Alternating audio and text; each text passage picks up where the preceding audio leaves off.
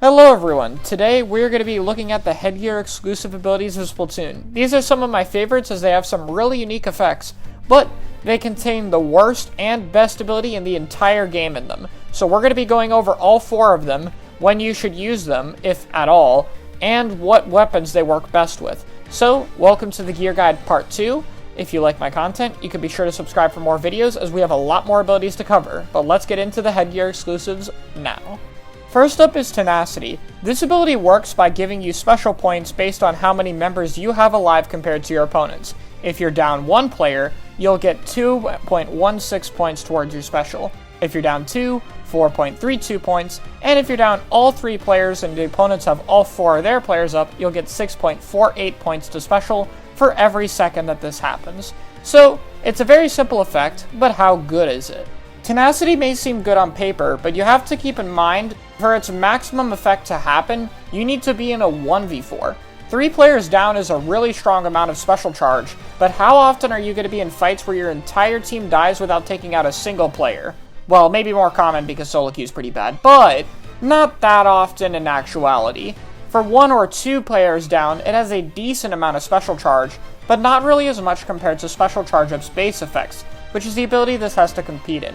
I won't go too in-depth, since Special Charge Up deserves its own video, but one main of Special Charge Up saves 109% of your special, which for a 180p weapon goes to 166, and it saves 115% if you have 2 mains of it, which brings 180p to 156 points for special. And Charge Up is active all the time. It just consistently makes you have a low points for special. Tenacity is much more situational, so if you want to run it, it has to be on specific weapons. In general, Tenacity is better on weapons that fit 3 criteria. Number 1, the weapon stays alive a lot, typically backliners or heavy painting weapons. 2, the weapon gets a really important special. Stuff like bomb rushes, tena missiles, and ink armor are the main ones you want to get out of Tenacity. And finally, not as necessary, but if you want to run Tenacity over Special Charge Up specifically, a weapon that doesn't paint super well. The custom Hydra Spalling would be the main weapon I'd recommend Tenacity for. Because the weapon doesn't paint a lot, since it has to charge up for literal years in order to shoot anything, it has a high points for special ink armor, which is very valuable, but harder for it to get since it's 200p above the traditional 180p. And finally, the weapon stays alive pretty long since it has a good amount of range and fits a backliner role. Everything else is pretty situational because Charge Up will most of the often be better. And for frontliners, there's another ability that gives Special Charge Up that outclasses both of them, so it's really hard to justify using this on most weapons in the game. At least Tenacity is actually good on a few weapons. This next ability should pretty much never be ran ever. In fact, it's the worst ability in the entire game, Opening Gambit. At face value, Opening Gambit may not seem bad. It gives you 3 mains worth of swim speed, run speed, and ink resistance, which sounds good. Except it's just for the first 30 seconds of a match. The only way to extend these abilities is to get a killer assist, which will extend it by 7.5 seconds. But once the ability runs out, you lose those perks entirely. Yes, maybe it'll win you the opening fight, but that's just one fight in the entire game. And when games last 5 minutes, getting those ability perks for 1/10 of the game isn't that good. There's not really any other ability in the game that basically removes its usefulness after a certain point, and that's just what makes it so bad. It gives amazing perks, but for way too short a time that quickly becomes unimportant. On top of that, because opponents can see if you're using Opening Gambit, they're immediately going to tell that you're going to try to make an aggressive play in the first 30 seconds. And there's many weapons in this game that are great at walling people out, especially with the addition of main power-up, which means running into your opponents will likely get you 1 shot by a bamboo, or 2 shot by a pro, 3 shot by a splash and CDS, and so on. As for alternative options, ink res, all you need is really 1 or 2 subs. It won't be as strong as 3 mains, but it's still pretty effective and will last you the whole match. And as for the main ability replacement, I would really just say do swim speed or run speed up as a main ability. Again, not as strong as 3 mains worth, but you're getting it for about 10 times the amount of time. So it's just way more worth it overall if your weapon really wants to be fast, to have it for the entire match, not just the first 30 seconds. I wish I had more to say for the worst ability in the game, but it's not really that complicated.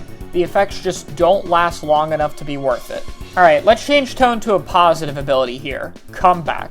Comeback provides you with a main's worth of Ink Saver main, Ink Saver sub, Ink Recovery up, Special Charge up, Swim Speed up, and Run Speed up upon respawn for 20 seconds. Now these abilities may seem random, but they actually have 3 different uses. Ink Saver sub and Ink Recovery up allows you to poke with your sub-weapon, particularly bombs, in order to pressure areas that could be outside your weapon's range, or just hard to reach.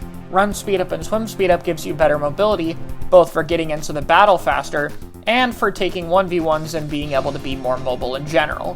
And finally, Special Charge up and Ink Saver main allows you to paint for longer and get your special faster, especially if you died while being close to it. All of these abilities are useful upon respawn, so if you play a weapon that ends up dying a lot, Comeback can be a very positive ability. The only thing about it is that it's situational for weapons that die a lot, since if you don't, you're not going to be seeing the effects of Comeback very often. The main weapons I would recommend this to are weapons that go in and die a lot like frontliners. I think Tri-Slosher is one of the best examples, since you can farm your armor faster, poke with burst bombs, and the mobility is really useful since the weapon needs to get up close. But other examples like Tenacity also fit. It's also great at synergizing with quick respawn builds, since unlike the QR, it'll activate every time you die, and it'll stack on top of the quick respawn, meaning when it is active, you'll get faster respawns and perks when you do. So Comeback is a really great ability for frontline weapons. Highly recommend it. And with that, we have one main ability left, Last Ditch Effort, the best ability in all of Splatoon. Now I know what you guys are thinking. Chara, aren't you being stupid? You just said Opening Gambit is the worst ability in the game for lasting 30 seconds, and the in-game description of Last Ditch Effort says it only lasts 30 seconds. Well, this is actually Nintendo's bad, because the in-game description for Last Ditch Effort is terrible, and the ability lasts more than just the last 30 seconds. On top of lasting in 30 seconds plus overtime, Opening Gambit has a huge trump card. It activates if your opponent's score goes to 50 or below. If it goes to 50, it'll start activating in smaller and smaller amounts until it reaches its maximum effect at 30 points or lower, and it'll also just skip to its maximum effect at the last 30 seconds or overtime.